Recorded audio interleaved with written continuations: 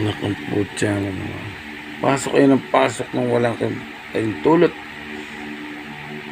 Wala man lang kayong paalam.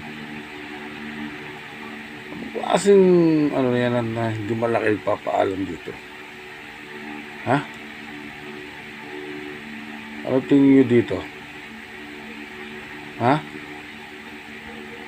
Pwede naman magpaalam eh. Ha? Hindi ko namang pinagbabawal na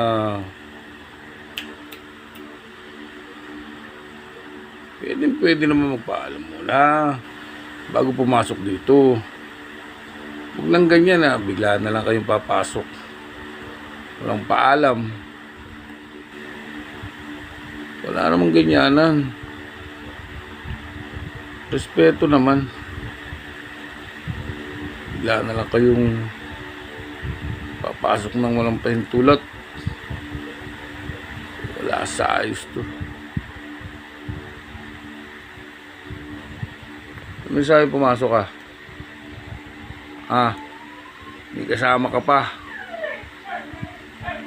Sino yung kasama mo na yan? Mukhang hindi pa kilala.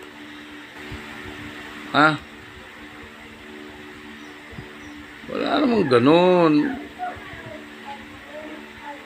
Paalam kayo, hindi yung pasok kayo ng pasok dito.